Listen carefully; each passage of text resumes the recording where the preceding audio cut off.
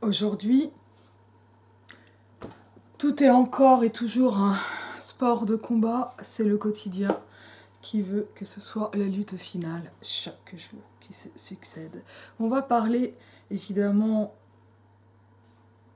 de gauche, enfin, de roman, de gaucho, enfin, pas du tout. On est parti pour les aventures de China Iron, ou China Iron, de Gabriela Cabezón Camara, parce que c'est vachement bien. Ça fait une introduction encore une fois un peu mystérieuse. Les aventures de China Iron, je vais le dire comme ça, même si c'est probablement pas comme ça que ça se prononce. C'est un roman donc de Gabriela Cabezón Camara, qui est une grande féministe argentine que je découvre. Ce serait visiblement, ça c'est quand même une info à vérifier parce que je ne l'ai vue qu'une fois, une des fondatrices du mouvement pas une de moi sur les féminicides. C'est traduit de l'espagnol, donc argentin par Guillaume Contré. On est aux éditions de l'Ogre. Moi, j'ai l'édition brochée à 20 €. Il y a une édition de poche à autour de 8 €, donc c'est pas mal. Je l'ai acheté d'occasion, on va quand même pas se mentir. C'est super, super, super.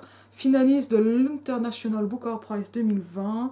Il y a plein de trucs là dans la jaquette. C'est vachement joli en plus. Alors, je sais plus de qui est la jaquette parce que là, j'ai l'étiquette d'occasion qui massacre un peu les bouquins. C'est dommage.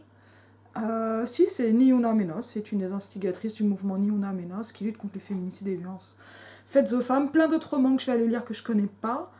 Et donc, si Guillaume Contré présenté également dans la jaquette. On se salue bien, mais enfin, je le connais pas du tout. Moi, ça m'a été conseillé par mon amie Léa, que je remercie très fort du conseil, et qui m'a dit allez, va lire ça, regarde pas, tu le lis. Alors, je vais pas mentir non plus sur l'état de fatigue dans lequel je suis, qui fait que quand je lis, je m'endors.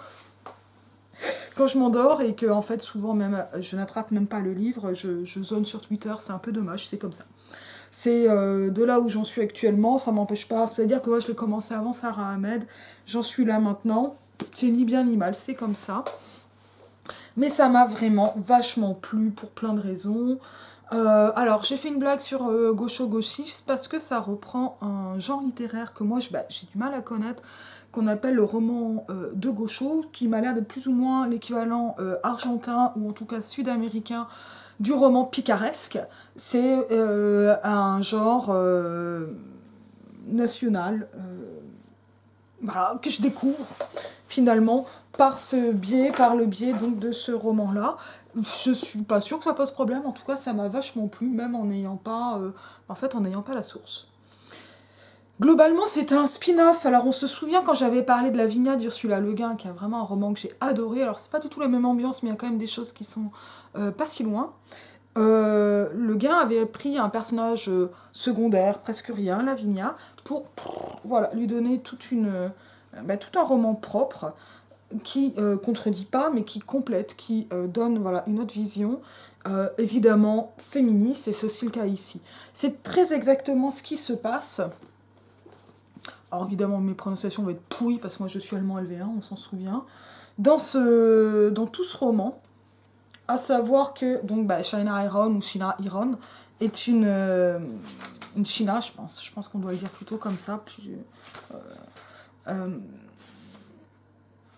va être voilà, un personnage en fait secondaire du grand roman de gaucho d'Argentine. Et en fait, c'est l'épouse quoi, du chino, pas du chino, du gaucho, c'est une china. Je sais pas trop ce que ça veut dire, china d'ailleurs. Il y a plein de trucs comme ça que j'ai pas bien, saisi, et ça n'a posé aucun problème. Et c'est là qu'on peut aussi voir. Alors, je vais peut-être dire quelques mots, voilà, tout de suite. Il y a une espèce d'avertissement aux lecteurs, lectrices, en écriture à point médian. Publier une œuvre telle que Les Aventures de China Iron est une aventure en soi, tant ce texte est riche et multiple, et il fallait toute l'ingéniosité de la traduction de Guillaume Contré pour lui rendre justice. Comment faire pour éviter que la traduction de ce texte le réduise à un moment précis de l'histoire argentine, sa colonisation, alors même qu'il nous parle de nous et de notre contemporain, qu'il dessine de nouveaux horizons désirables et propose de nouvelles façons de vivre ensemble, faites d'hybridation des identités et de rupture avec toutes les formes d'exploitation et de domination. Bon, nous avons dû faire des choix, je coupe parce que moi c'est pas l'avant-propos qui m'intéresse le plus. Voilà. Mais il était dans le roman de Gabriela Cabezón Camara, que vous vous apprêtez à lire, vous rencontrerez plusieurs langues, l'espagnol bien sûr, invisible puisque traduit, mais aussi l'anglais et le guarani qui occupent une place importante, évidemment, politique. Il était bien sûr hors de question de les traduire, mais pour éviter toute mise à distance de la langue et donc de l'autre, donc ce qui va être de la fétichisation, de l'exotisation par exemple, nous avons choisi de suivre l'intention originale de l'autrice, telle qu'elle peut se lire dans la version hispanophone de ce livre et de déroger aux règles typographiques habituelles en ne mettant pas ces termes ou ces phrases en italique. Et donc il y a quelque chose, voilà, un effet de tissage vraiment au sein du texte au niveau de différentes langues qui va vraiment jouer. Bon, moi je rajoute la couche de j'ai un accent de merde, mais c'est une couche importante à signaler, on va dire. Et ça fait des effets qui sont très très forts.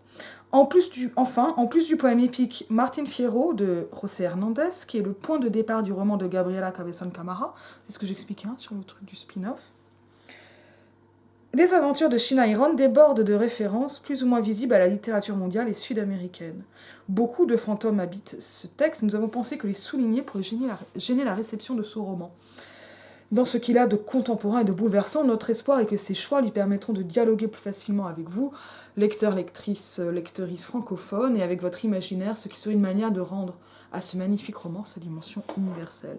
Et c'est peut-être vraiment le point de départ qu'il va falloir qu'on adopte pour parler de ce roman, donc que j'ai lu comme ça, sans savoir, et qui fonctionne voilà, extrêmement bien. C'est-à-dire que moi, j'ai pas les références de base. Clairement, là, je suis une lectrice, on va dire, profane, mais je vais franchement dire ignare. Et le roman, il a vraiment marché, avec d'autres effets, aussi des effets d'étrangeté qui ne m'ont pas semblé étranges, qui ne m'ont pas tenu en dehors et qui ne m'ont pas conduite à l'exotisation. Moi, j'ai eu des effets aussi de proximité avec d'autres textes, et notamment avec L'Art de la Joie de Sapienza. Et c'est quelque chose qui a beaucoup marché dans ma lecture, malgré moi le fait voilà, que je me suis endormie, j'ai eu des pauses dans la lecture, j'ai arrêté pour Sarah Ahmed. Enfin voilà, j'ai fait toutes ces choses-là qui sont... on va dire, qui font partie des caprices de la vie et donc du cheminement des lectures. On arrive un peu au début. Bon, les aventures de Sheena Iron. Bon, alors la couverture est super belle, le dessin est hyper efficace. De toute façon, les éditions de l'Ogre, c'est hyper joli hein, en éditeur indépendant. Alors, évidemment, là, ce genre de... Moi, j'ai reçu un livre en état neuf, hein, même si c'était d'occasion. C'est moi qui l'ai massacré dans mon sac. Moi, je sais pas, des fois, si je préfère pas les livres en plastique, parce qu'ils sont moins jolis, mais vraiment, ils sont quand même plus solides. Donc ça, après, c'est une question... on peut en débattre dans les commentaires. Mais après, j'accepte très bien que les livres s'abîment. Je suis plus compliquée avec les livres dédicacés, mais ça, c'est le côté collectionneuse qui remonte. Je vous renvoie aux vidéos avec mon père. Bon, le titre, hein, c'est un titre qui est finalement à la fois thématique et rématique, c'est-à-dire qui va autant annoncer ce qui va se passer, ce sont les aventures, que finalement aussi quelque chose du ton, du genre. C'est aussi en fait un programme générique au niveau du genre du texte que l'on va avoir ici. Et là, globalement, voilà, le genre de ces aventures, c'est le genre aventuresque. Moi, ce que j'ai retrouvé, c'est ce que j'avais étudié quand j'étais en master, à savoir le roman picaresque.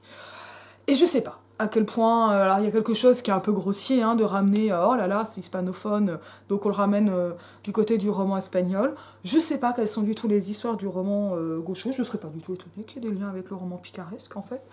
Mais je pense qu'en fait ce rapprochement il est plus fort, et il va tenir notamment à des effets de structuration de la narration, c'est-à-dire chapitre court, titre long, comme cheveux longs il est courte. Donc voilà, titre long, chapitre court. Mais ça crée des effets littéraires, notamment de comiques, des effets de rupture.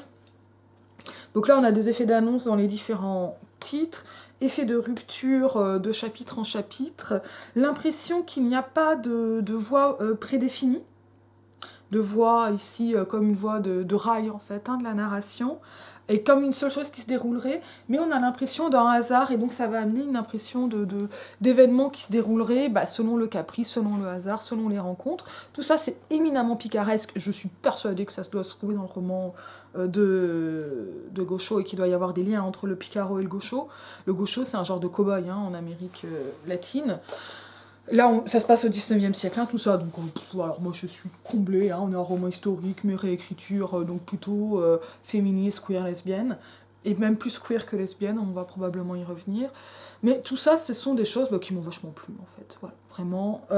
Et en tout cas, moi, voilà, j'ai senti quelque chose qui se situait, j'ai même pas envie de dire dans l'ombre, mais plutôt dans le compagnonnage, ou dans les biais, on va dire, peut-être, d'un roman plus grand, plus vaste, qui est finalement, comment dire, un peu au-delà du grand roman qui est devenu roman national enfin, dans lequel moi j'imagine du roman Picaro, mais là c'est probablement une erreur de ma part. En tout cas, ici on a cette construction qui est très picaresque, très vue d'en bas, enfin voilà, qu'on a comme ça dans le roman espagnol du XVIIIe siècle, euh, et qui passe en France avec notamment l'histoire de Gil Blas de Santillane, de Le Sage.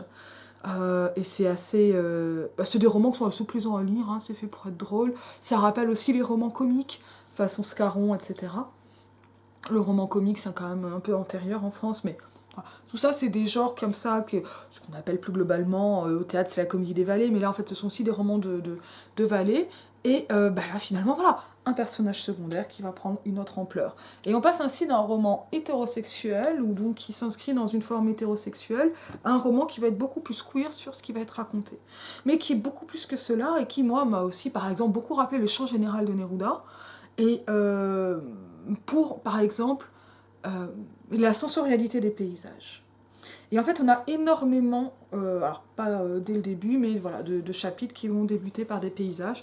Moi, ce que je propose, c'est de lire comme ça plusieurs bouts au fur et à mesure du roman, incipit, etc. Et voilà, je vais probablement spoiler parce que c'est plus agréable. Donc, j'ai lu l'avertissement, mais donc qui est éditorial. Première partie, le désert. Alors je vais mettre une article, interview de diacritique sur le livre et de l'autrice. Mais voilà, des réminiscences bibliques sur le désert, Saint-Antoine, etc. C'est vachement important. C'est globalement un western, donc aussi avec des scènes façon western, et donc mais c'est des personnages qui sont pas si éloignés que ça, en fait, dans les imaginaires. C'est pas si loin non plus des chevaliers errants, qu'il faut pas forcément voir d'une manière extrêmement sérieuse. Et regardons ce qu'en fait Cervantes avec le Quichotte, hein, immédiatement. Mais là, on n'a pas le ridicule ou l'absurde du Quichotte, on est dans quelque chose qui me semble très très plein, qui me fait beaucoup beaucoup penser à l'art de la joie. C'était l'éclat. Alors, les chapitres ont souvent, il me semble que les chapitres sont souvent des extraits, et souvent la première phrase, mais pas toujours la première phrase. Mais que voilà, ça crée des... Bon, alors moi, c'est vraiment comme ça que je donne des titres à mes textes sur mon blog, hein. Souvent, ça donne des effets autant de mystère que d'annonce. Et ça va avoir un effet d'emphase, voilà, sur un élément du texte. C'était l'éclat. On note ici le présentatif, l'imparfait, et donc cet éclat dont on ne sait ce que c'est, un éclat qui peut rappeler un fragment, mais qui éblouit d'emblée. Et un éclat, ça peut être une colère, etc. À ce moment-là, du texte, on ne le sait pas, puisqu'on commence. C'était l'éclat, le chiot sautillé lumineux, parmi les pattes poussiéreuses et usées des rares habitants qui traînaient encore là-bas. La misère encourage la fissure, l'élagage. Elle égratigne lentement, à l'air libre, la peau de ceux qu'elle a fait naître. Elle en fait du cuir sec, la craquelle impose une morphologie à ces créatures. Ce n'était pas encore le cas du chiot. Il irradiait la joie d'être en vie, d'une lumière n'ayant pas encore souffert la triste opacité d'une pauvreté qui, j'en suis convaincue, avec un E, était davantage un manque d'idées que de quoi que ce soit d'autre. On n'avait pas faim, mais tout était gris et poussiéreux, tout était si trouble qu'en voyant le chiot, j'ai immédiatement su ce que je souhaitais pour moi, quelque chose de radieux. Ce n'était pas la première fois que j'en voyais un. J'avais d'ailleurs mis au monde mes propres petites créatures, et on ne peut pas vraiment dire que la plaine ne brille jamais. Elle resplendissait avec l'eau, revivait bien qu'elle se noyait, tout en elle cessait d'être plat, puis elle se cambrait de grains, de campements, d'indiens culs par-dessus tête, de captifs déchaînés, et de chevaux qui nageaient avec leurs gauchos sur le dos. Tandis que tout près les dorados sautaient, rapides comme l'éclair, avant de disparaître dans les profondeurs, vers le cœur du liant cru, et dans chaque fragment de ce fleuve qui grignotait les rives, se reflétait un morceau de ciel. On avait du mal à croire à un tel spectacle, à cette façon qu'avait le monde tout entier d'être entraîné dans un vertige boueux qui chutait lentement et tourbillonnait sur des centaines de lieues en direction de la mer. C'était d'abord, c'est un troisième paragraphe, la lutte des hommes, chiens, chevaux et veaux, fuyant ce qui asphyxie, ce qui engloutit la force de l'eau qui tue. Quelques heures plus tard, la guerre était finie. Elle était longue et large, cette meute. Il était aussi sauvage que le fleuve lui-même, ce bétail déjà perdu, entraîné plutôt que guidé, les moutons emportés à saute-moutons et tout le reste, les pattes en l'air. Devant, dessous, derrière, comme des toupies sur un axe horizontal, ils avançaient en rangs rapides et serrés, entraient vivants et ressortaient en kilogrammes de viande pourrie. C'était un torrent de vaches en rapide chute horizontale. Ainsi se précipitent les fleuves dans mon pays, à une vitesse qui est aussi un approfondissement, et me voilà revenu à la poussière du début. Celle qui opacifiait tout et à l'éclat du chiot que j'ai vu, comme si je n'avais jamais vu un éclat, et comme si je n'avais jamais vu des vaches nager, ni leurs cornes étincelantes, ni toute la plaine éclatante de lumière comme une pierre humide au soleil de midi. Ça continue, on va déjà commenter ça. Alors, voilà, ici, boum, l'annonce, c'est la première phrase, on entre... on ne peut pas dire, est-ce que c'est un début ab ovo ou in medias res? C'est in medias res, mais de ce in medias res, tout va se redessiner, ou va se dessiner, se déployer. Et donc à partir d'un éclat, et cet éclat, c'est celui de la lumière. Et ça, on le voit immédiatement avec une lumière qui est autant figurée, métaphorique que littérale, concrète, réelle et sensorielle. Et on le voit avec un chiot qui est lumineux, et qui est donc aussi littéralement une lumière dans le paysage. Et on va décrire ce paysage. Et finalement, on n'arrive plus à faire la différence, ou plutôt entre un sens figuré et un sens littéral. Toute la métaphore commence à vivre dans le texte. Et ça se passe notamment par la sensorialité de l'ensemble. On le voit ici donc avec voilà, ce lumineux qui est placé en épithète détachée, hein, donc il va se rapporter au chien, mais on a presque envie de le rapporter à l'éclat, mais finalement on n'a pas besoin, parce que finalement la juxtaposition des éléments suffit à suggérer que cet éclat est lumière, et on a envie de le voir comme lumière, mais il va aussi en fait être la matrice d'autres éléments, on va les avoir immédiatement, non pas immédiatement, un peu plus loin, mais ce sont ces fragments, etc. Et donc ce que l'on va avoir ici, en fait, c'est déjà une espèce de fusion, ou en tout cas un phénomène d'hypalage. On se rappelle, ils allaient obscurs sous la nuit solitaire, hein, dans l'Énéide, traduction de prof de latin, c'est-à-dire pas de moi. À savoir qu'ici, finalement, ce qui est lumineux, bah, ça pourrait être le paysage, mais ça devient le chiot, hein, obscur, lumineux. Je ne dis pas hein, qu'il y a un écho ou un intertexte à l'Énéide, mais pourquoi pas, finalement. Et ce qu'on a aussi, finalement, c'est une autre meute, ça va être l'animalisation des habitants, on le voit par les pattes poussiéreuses, et ces pattes, ça aurait pu être celles du chien. Finalement, ces habitants, on pense que ça peut être ceux d'autres, humains, non humains, on ne sait pas. Mais en tout cas, ils vont être tous englobés et tous animalisés par la mention des pattes, dont se détache le chiot finalement. Le chiot, c'est un petit chien, donc déjà je suis contente puisque j'aime les toutous. Et ce que l'on va avoir ici, c'est un portrait d'abord social sur la misère, et qui va passer sur la fissure, la gage, l'égratignure, et là, hop, on reprend l'éclat. Voilà. Ce qui va donc aussi éclater, essentiellement blesser l'éclat d'une pierre. Et cette égratignure lente, elle... Voilà, vous voyez là, le concret matériel devient aussi du matériel vivant, par l'image de l'égratignure, alors qu'on avait avant fissure, là on est plus dans le minéral, et juste avant élagage, là on serait plutôt dans le végétal. Et on voit en fait comment par les juxtapositions, on a une espèce de fusion, ou en tout cas de rencontre entre les différents règnes du vivant et du non-vivant. Tout comme on avait avant animal-humanité.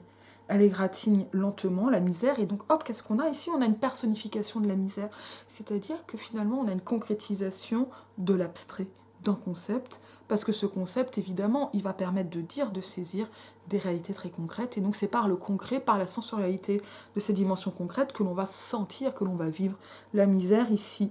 Donc on l'a avec fissure, élagage et gratinure, l'air libre, et la peau qui elle-même va se craqueler, une peau qui est donc fissure, élagage et gratinure, et donc qui va être une morphologie qui va conduire à reconnaître les créatures.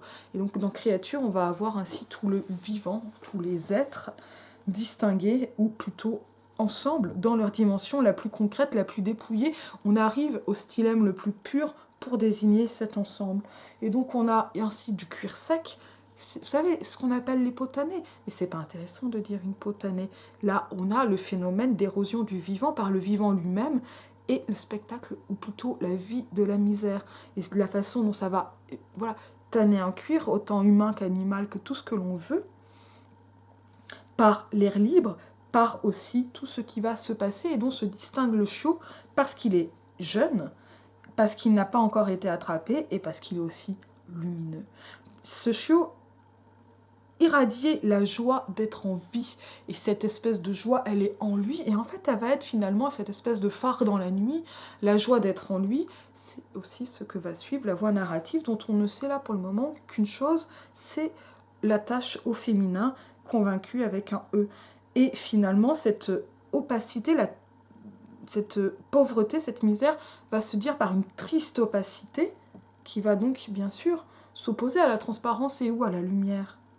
Donc on a d'un côté ce qui va laisser passer, et donc finalement ce qui va être mouvement et lumière, et de l'autre ce qui va être bloqué, figé, et finalement beaucoup moins du côté de la vie. Tout ça, c'est finalement des antithèses que l'on pouvait trouver dans l'art de la joie et dans la façon qu'a Sapienza d'écrire, me semble-t-il. C'est vraiment un livre que je conseille par exemple à Mara si elle regarde. Je t'embrasse, Mara. Et donc on a aussi une annonce un peu tragique, en n'ayant pas encore souffert la triste opacité d'une pauvreté. Et ici, on le voit, était davantage un manque d'idées que de quoi que ce soit d'autre. Bon, on va dire que c'est pas franchement du Bourdieu ou de la sociologie fine ici, mais en tout cas, ça va permettre une espèce de distinction du personnage de la voix narrative qui va se placer du côté du chiot. Et donc finalement, la scission entre les êtres, les distinctions, elles ne se font pas par des catégories traditionnelles du type règne entre animal, végétal, minéral. Elle ne se fait pas non plus...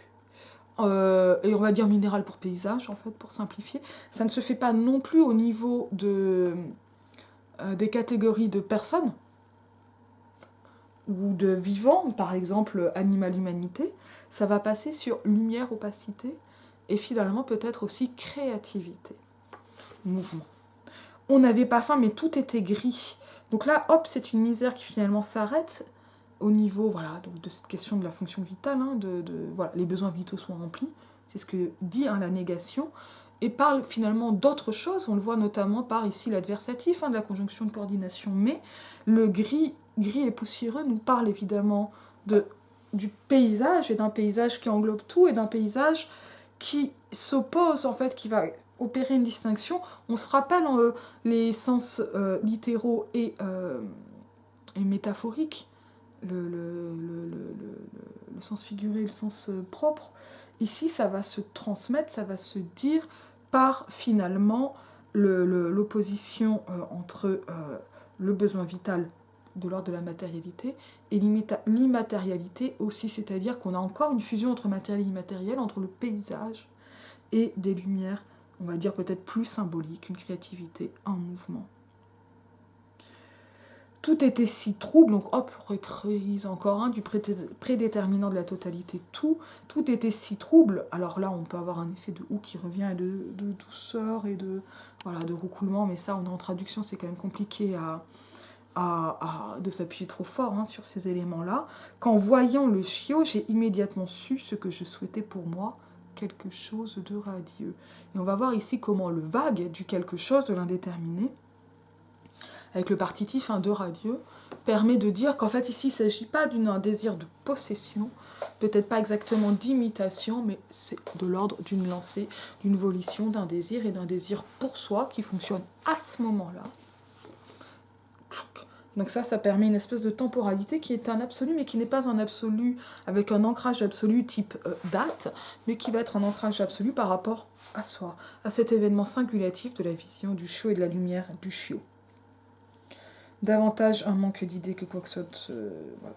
Pourtant, voilà, hein, donc ça, le pourtant, il n'est pas dans le texte. Ce n'était pas la première fois que j'en voyais un. J'avais d'ailleurs mis au monde mes propres petites créatures, et ce seront les enfants de cette China. 2 enfants qu'elle va laisser derrière elle et qu'il faudra, qui seront retrouvés à un moment, qui sont mis sur le même plan que le petit chiot, et sans avoir forcément donné ce même éveil, et cela sans qu'il y ait là de pathos à proprement parler. Alors il y a bien, s'il y a quand même une dimension pathétique là-dedans, mais il n'y a pas de misérabilisme ou de dolorisme. Juste, ils sont là, et ils n'ont pas fait événement, ce qui ne veut pas dire qu'il n'y a pas d'amour. Propre petite créature propre, voilà, qui viennent de cette mise au monde, et qui font bien sûr le lien, encore une fois, entre animalité et humanité. On ne peut pas vraiment dire que la plaine ne brille jamais. Donc là, en fait, déjà une nuanciation, hein. On est pratiquement dans un phénomène d'épanorthose. Alors, au niveau de la figure de style, c'est quand même compliqué de le dire parce que c'est pas ce genre de proximité, mais on va avoir en fait quelque chose qui est, oui, de l'ordre d'une contradiction, ou en tout cas d'une vision qui va être plus fine. Dans le gris, il y a la lumière. Et cette lumière, elle se dit d'abord par la négative de la négative. Négation de la négation, c'est comme les multiplications, hein, ça va finalement amener un négatif du positif, qui va se dérouler et se suivre ici dans une description donc qui est évidemment très mouvementée, puisqu'elle va suivre le mouvement du fleuve et de ses transformations, donc le mouvement de l'eau. Et en fait, là, il y a bien quelque chose de l'ordre d'un programme de lecture, puisque c'est cette fluidité de l'eau, du mouvement de l'eau, de ses reflets, de ses miroitements, qui est quelque chose de l'ordre d'une matrice d'écriture. Et je ne sais pas si le terme de matrice fonctionne bien d'ailleurs. En tout cas, qui va être filé un peu, ou que l'on peut voir comme un genre de métaphore de l'ensemble de l'écriture, de la narration, du mode de vie, d'à peu près tout, dans les aventures de China Iron. Elle resplendissait la plaine. Et là, on voit encore la personnification comme on avait la misère avant. Et tout ça, ça va donner l'impression de quelque chose de très plein, d'une existence pleine, où tout est en fait en mode animiste. Et moi, j'adore les textes où ça se passe comme ça. Elle resplendissait avec l'eau, revivait bien qu'elle se noyait, tout en elle, cessait d'être plat. Donc là, on va avoir des effets de contraste, d'antithèse, d'adunata. Voilà. Boum, tout ça, on le retrouve par exemple dans la poésie amoureuse du XVIe, mais là, c'est quelque chose qui suit en fait le cours de l'eau, qui est à la fois mouvementé sur comme une espèce de force qui va, peut-être qu'Hugo dit quelque chose de ça, avec en même temps quelque chose de très joyeux, de très simple, et qui n'a jamais le martèlement de l'alexandrin gaulien.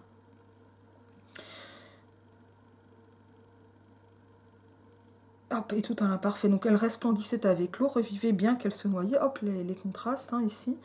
Et donc elle revit, elle se noie, alors que, hop, la personnification, là, elle est vraiment sensible, alors que tout, en fait, se joue et se rejoue en permanence. Et ça nous dit bien, en fait, oui, à quel point elle est là. Elle se cambrait de grains de campement, d'Indiens culs par-dessus tête, de captifs déchaînés et de chevaux qui nachaient. Donc voilà, ça c'est tout ce qu'il va y avoir donc, dans la plaine et dans l'eau. Et donc finalement, la plaine elle-même se déroule comme l'eau, ce qui va en fait donner à la plaine la description d'un fleuve, à participer de ces phénomènes d'hypalage, qui ne sont pas ici simplement donc l'hypalage des allées obscures sur la nuit solitaire, c'est-à-dire qu'on va inverser les attributs. Et ça va permettre par exemple de donner des attributs de paysage. On va décrire le paysage, on va se dire oh, le héros est triste parce que le paysage est triste, voilà ce genre de truc. Ça c'est que 100% hypalage. Là ce qu'on va avoir plus exactement c'est des phénomènes, pas exactement de synesthésie, mais de fusion et de tout en même temps. Alors, d'un point de vue occidental, qui n'y arrive pas vraiment, c'est 100% ce qu'on a dans Part de la nature et culture de Philippe Descola, ce que décrit Descola, dans des systèmes de pensée où nature-culture ne se divise pas de la façon dont nous, on peut diviser les choses, c'est-à-dire en fait, globalement à la hache. Et là, on l'a avec tout ça et cette espèce de longue juxtaposition, longue énumération, qui en fait est un genre de plan travelling. Voilà, si on veut se le représenter d'une manière visuelle, elle se cambrait de grains de campement, d'Indiens culs par-dessus tête, et Et ça, en fait, c'est comme si on déroulait un album d'images ou un long plan travelling, on va tout avoir, et les gauchos, etc. Donc ça nous pose le décor. On notera déjà les Dorados, des dorades, je sais pas, peut-être, mais je m'en fiche parce qu'en fait, moi, je l'intègre tel que ça vient. C'est pas grave si on comprend pas tout. Et voilà, je vais pas commencer à être bonne en guarani là tout de suite, c'est pas possible. Euh, alors, moi, je trouve super le choix de ne pas avoir mis des notes explicatives partout pour aller favoriser l'immersion. Et ça va complètement avec cette idée de sentir plutôt que de saisir, ou de saisir plutôt que de comprendre et d'analyser. Et donc d'être dans un mode de réception, finalement, du paysage, du roman, de ce qui se raconte, d'un flux qui est évidemment une traduction, qui n'est pas la langue originale, mais c'est pas grave. Voilà.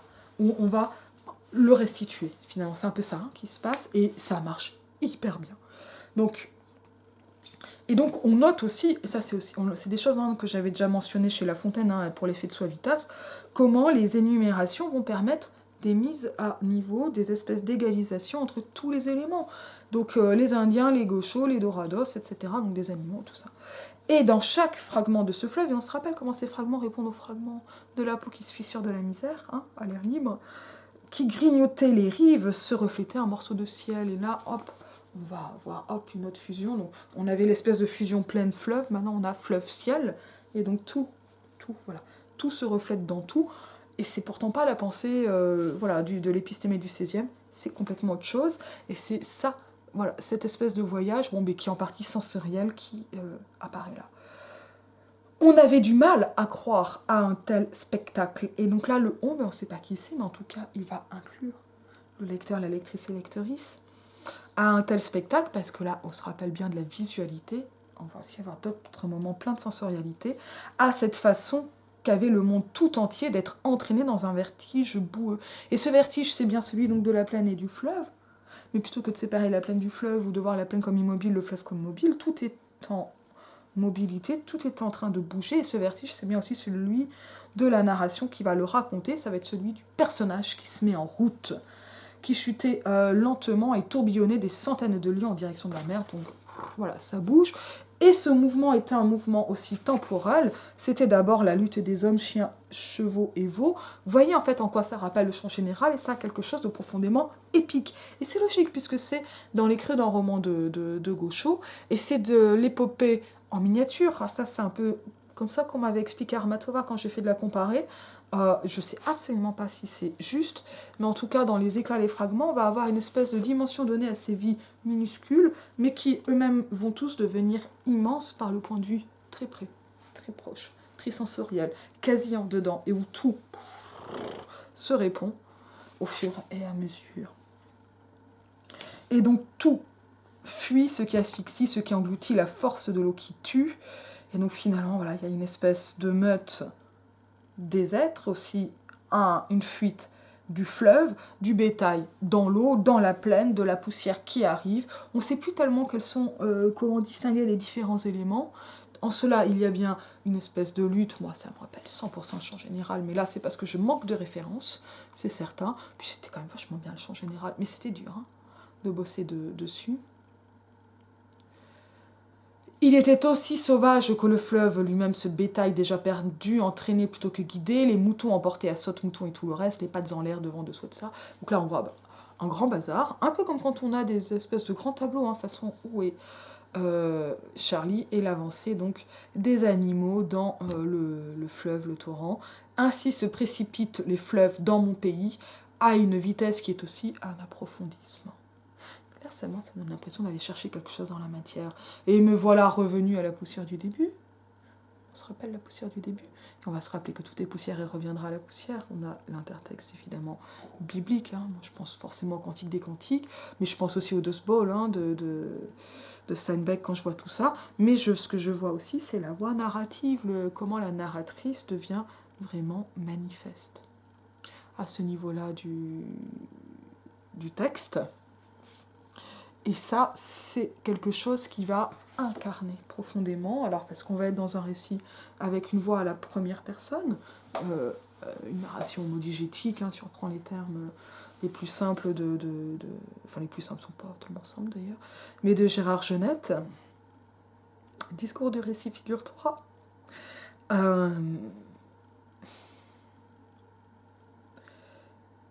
Mais moi, ce que j'aime, c'est la façon dont, finalement, c'est comme si elle était emportée par la description, tout en montrant qu'il y a un effet de boucle, et comme si elle s'en amusait dans le même temps. Et cette espèce de voix, voilà, très particulière, moi, c'est un peu c'est un peu ça qui me rappelle l'art de la joie, avec cette dimension de force de vie absolue, de bout en bout, peut-être avec moins de continuité que dans l'art de la joie, qui est quand même un récit globalement continu, alors que dans ces aventures de Shina Iron, je vois beaucoup plus des vignettes. Enfin, je vois beaucoup plus des ruptures, voilà, enfin, c'est quelque chose de plus picaresque en fait. Euh, et d'encore moins, alors j'allais dire maîtriser, quand on dit maîtriser, on a l'impression que je parle de la virtuosité du texte, mais je dirais découper peut-être, ou peut-être plus que découper, qui a l'air d'insister sur les ruptures, mise en scène. Alors que, évidemment, que c'est virtuose comme écriture.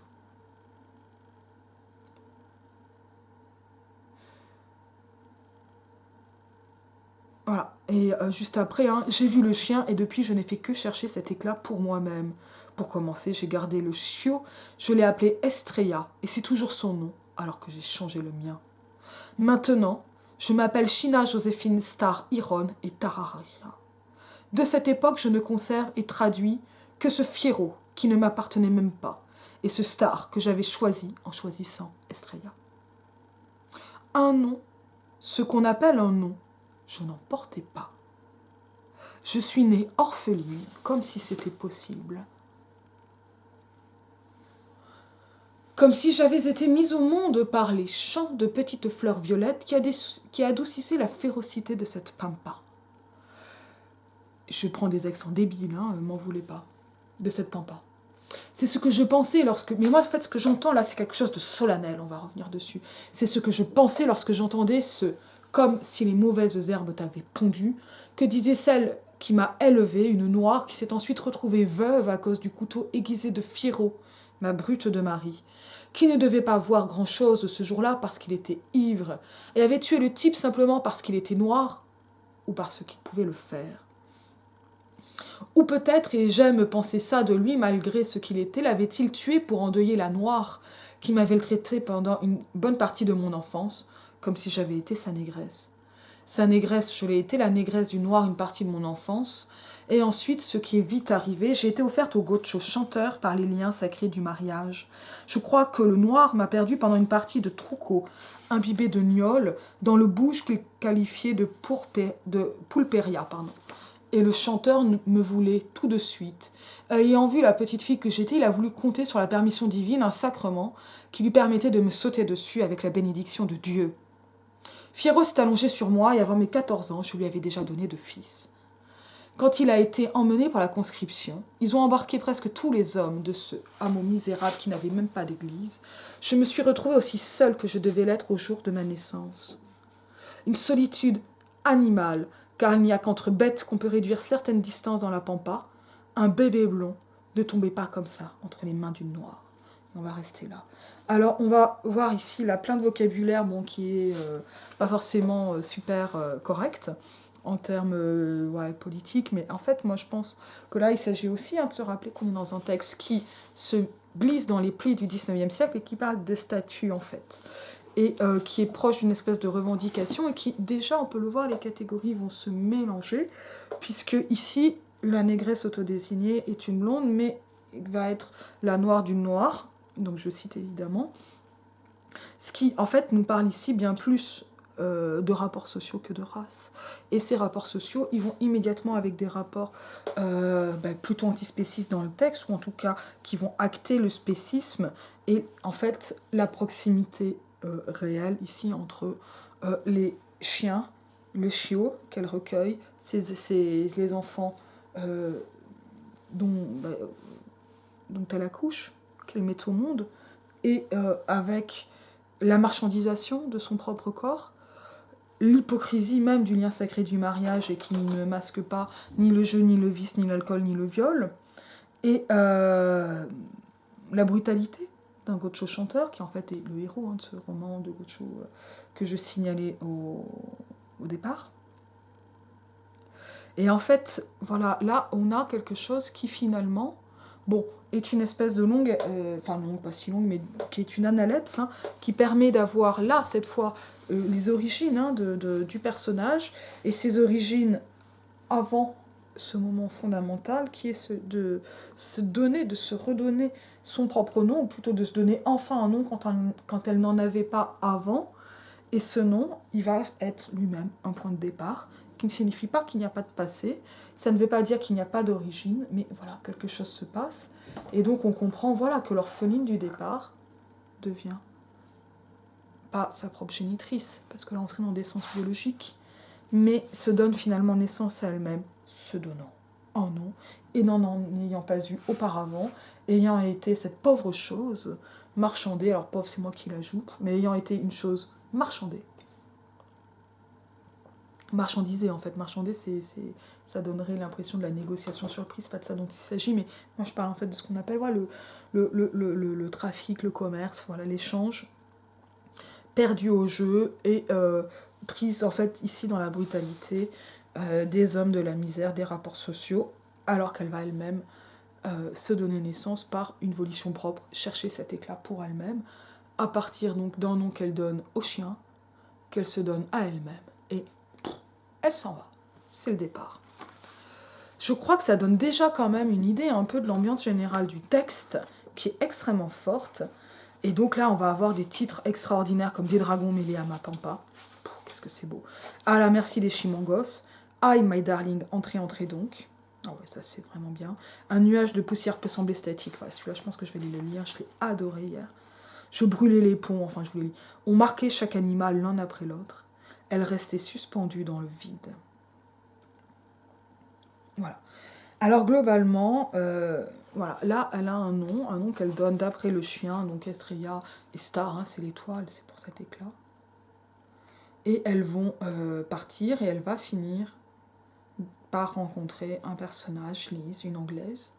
Donc elle se retrouve à dos blanches, mais une qui vient vraiment d'Angleterre et l'autre qui est complètement née finalement des herbes et du paysage.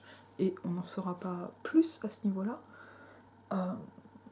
Et elles vont se rencontrer. Lise a un autre but, hein, mais elles vont comme ça se réunir. Et le but est finalement quand même pas mal dévié. Et c'est autre chose qui se passe de tableau en tableau.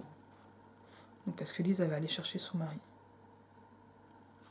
Et c'est très beau, parce que, voilà, déjà c'est très très beau.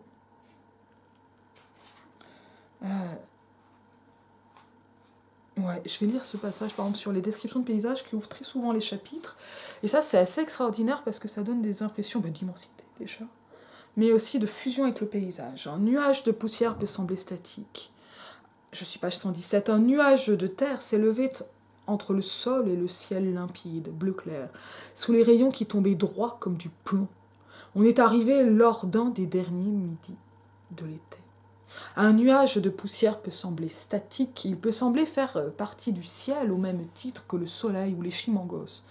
Mais non, s'il se soulève du sol, il y a du mouvement. Et s'il y a du mouvement, il y a du danger. Il faut pouvoir distinguer quoi ou qui le provoque et empêcher la poussière de retomber au sol. La maintient dans les airs, défie victorieusement la gravité. Je pense que j'ai zappé un truc dans la phrase. Rosa a fait un pas en avant, engoncée dans son uniforme et sur sa selle anglaise. Cette chose horrible, disait-il, parce que Rosa est un homme, ou identifié homme, même si l'on voyait bien qu'il se sentait plus sûr de lui dans un tel accoutrement, malgré son air mal à l'aise, moitié asphyxié par le col rigide perché sur cet artefact qui l'entravait. Il avançait à petits pas avec une cadence de général, Rosa. Il s'est arrêté très près, et au bout de quelques instants, le rideau de terre qui lui faisait face est un peu dégagé. Là, on a compris d'où venaient les lombrics, les vers, les cobayes, les lièvres, les perdrix, les rats, les viscaches, les tatous communs, les grands tatous velus, les tatous pichis, les tatous matacos, les nandous de Darwin, les nandous communs, les cerfs-roux, les pumas et les sangliers sauvages qui se ruaient vers nous en traçant des lignes droites comme des balles et se dispersaient dans le néant de la pampa. Lorsqu'un peu plus de poussière est tombée par terre et qu'on a vu les têtes couleur terracotta des gauchos qui dépassaient à peine d'une fosse avec une montagne de terre derrière eux, on a su quelle était cette chose qui s'étendait sur tout l'horizon visible depuis la route. Ils ont rapidement montré une direction à Rosa, se sont remis à creuser et la ligne ne s'est plus interrompue. C'est à peine si nous avions deviné la silhouette à cheval d'un militaire aussi crasseux que les gauchos.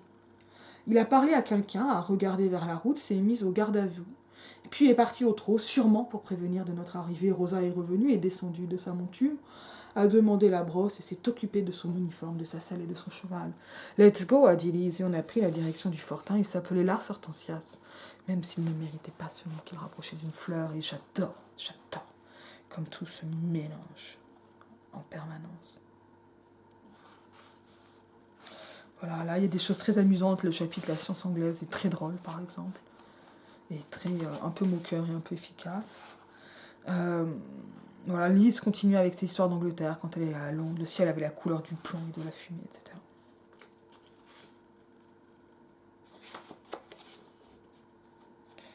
Voilà, ça c'est très très beau aussi. Et donc là en fait il va y avoir des espèces de progression dans la sensorialité, dans le passage, dans tout ce qui va arriver. Les couleurs se libéraient de leurs objets, page 121. Les couleurs se libéraient de leurs objets et flottaient au-dessus d'eux, les opacifiant et les abandonnant comme des cadavres, comme des coquilles d'œufs cassés, des œufs chargés de rouge et de blanc. La blancheur, je voyais la blancheur de Lise monter par-dessus la table, par-dessus les mets que Hernandez avait fait préparer pour nous, par-dessus Hernandez lui-même, qui s'était lancé dans un discours sur le fait que l'industrie pastorale est aujourd'hui une forme de civilisation. Vous connaissez le discours du colonisateur, c'est aussi ça qui se passe. Requérant des moyens scientifiques et d'intelligence appliqués. Par-dessus la voix de Hernandez montait la blancheur qui s'était libérée de la peau de Lise. Par-dessus les serviteurs qui remplissaient des verres sans arrêt. Par-dessus la vaisselle, la vaisselle, cette porcelaine blanche avec des dessins bleus qui représentaient en bois une petite maison, un fleuve tellement beau par-dessus les guerres et la vasque, par-dessus l'état de la culture d'une société qui s'évalue aussi bien par une œuvre d'art, par une machine, par un tissu que par une toison, par-dessus les couverts en argent, qui étaient disposés comme un arsenal éclatant sur la table, avec lesquels je ne savais pas quoi faire, et je me suis dit de faire comme Lise. Et elle était aussi au-dessus de moi, la blancheur, tandis que je mangeais de la salade quand elle la mangeait, que je coupais le pain quand elle le coupait, et que je plantais ma fourchette dans la tranche de bœuf Wellington, qui était de la viande rouge comme je la connaissais, mais entourée de légumes et fourrée dans une pâte qui s'appelait feuilletée. La peau de Lise s'élevait par-dessus le vin. Ah, le vin. Je l'ai connu ce jour-là. Le vin Bordeaux qui m'a fait bouillir les veines quand j'ai vu la blancheur qui flottait par-dessus tout, par-dessus les verres et les bouteilles, par-dessus l'acajou sombre dont était couvert le salon par-dessus moi, par-dessus la robe de soie rose au col bateau, ou plutôt rebord de fenêtre qu'elle avait mise, une robe française, m'a-t-elle expliqué, pardon. Et elle m'avait déjà parlé de la France, un pays de gens élégants et d'artistes, de femmes à la vie légère. Elle a aussi dû m'expliquer ce qu'était la vie légère, quelque chose auquel seules les femmes ont accès. Par-dessus la voix de Hernandez, qui remplissait tout le salon. Dans chaque creux, dans chaque fissure de la matière flottait la pâleur iridescente. Par-dessus l'agriculture et l'élevage industriel, l'augmentation de la population du globe et son accumulation, en des points déterminés par leur richesse naturelle, par-dessus les attraits de la vie sociale et par-dessus bien d'autres circonstances. Par-dessus Lise elle-même, je voyais cette blancheur, la douce naissance de ses seins et la rondeur qu'aucun tissu ne cachait. Cette peau blanche éclatait dans le salon de l'estanciero en contraste avec le roux, le torrent de cheveux de Lise qui reflétait sa poitrine comme l'eau d'un fleuve. Ces mèches rousses qui bougeaient en des courants d'hiver comme des plantations de sorgho agitées par des vents différents. Ah, tout ce qui a rendu impérative la nécessité de promouvoir et de développer l'agriculture et l'élevage de bétail. Lise bougeait ses cheveux sur son visage, elle le cachait et le révélait comme un enfant qui joue. Il n'est pas là, le voilà, qui ne sont pas seulement les moyens qui permettent de satisfaire les besoins de première nécessité, et les paupières, les cils rouges et courbés, jouaient au même jeu avec ses yeux bleus, presque transparents. Ses yeux qu'elle avait quasiment des yeux de fantôme. Et les cheveux lui tombaient sur la poitrine et aïe, pauvre de moi, j'étais estomaquée. Et le colonel qui disait qu'il pourvoirait aussi au bien-être des classes laborieuses et au luxe des classes privilégiées par la fortune. J'étais paralysée, moi, à peine si je pouvais bouger la main droite qui portait mon verre de la table à ma bouche. Cette blancheur se roue m'avait voilé les autres merveilles que j'ai connues ce soir-là, le cristal des verres, la nappe avec des faisans brodés et les vases et les fleurs, les plateaux ouvragés. J'étais incapable de dire un mot, mais personne n'attendait que je dise quoi que ce soit. Le Little Brother, Joseph Scott m'avait présenté Lise, et le colonel Saint-Cyrou prenait de l'assurance, il sentait taureau, il grandissait, je voyais son dos grandir, sa poitrine s'épaississait, sa barbe développait des boucles, etc. Bon, voilà. Et là, je pense que c'est que d'une seule phrase, donc je vais arrêter. Je suis autour des pages 122 et suivantes. Qu'est-ce qui va se passer là? Bon, là, on va avoir une découverte érotique majeure et qui va passer en fait par cette espèce de dissociation de la matière et des couleurs et l'envahissement dans des couleurs, ce qui permet de dire une sensorialité charnelle, un éblouissement, un éclat, par cette en fait matérialisation des couleurs qui va se dématérialiser en fait du tactile et tout va encore ensuite se rejoindre. Et donc le travail ici sur les effets sensoriels est absolument ahurissant. Il va aller encore plus loin avec la rencontre et l'espèce de fusion avec les Indiens, la découverte d'une identité autre, du fait d'être une double âme ou un double. Voilà, donc la redéfinition des genres en fait à partir des identités, me semble-t-il, guarani. Je ne vais pas le retrouver. Finalement, l'effacement. Donc là, on a des éclats de discours coloniaux, colonisateurs. On le voit aussi capitaliste, avec le bien-être des classes laborieuses, très 19e. Et en même temps, ça va...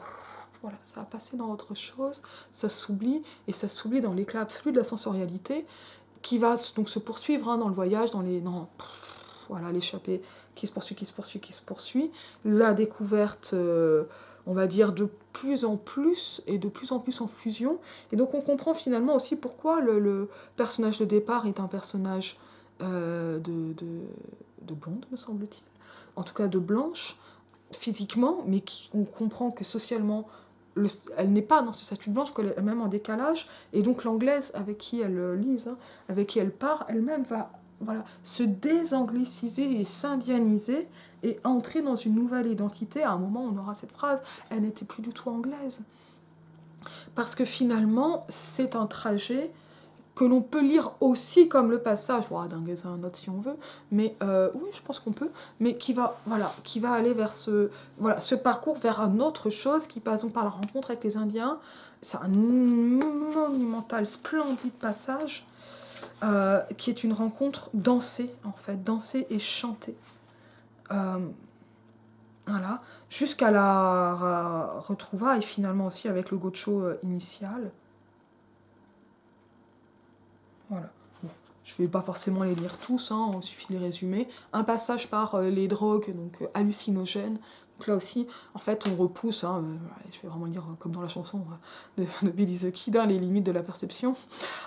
Mais c'est exactement ça, en fait, qui se passe, et qui se passe par ce travail de la langue, de l'écriture.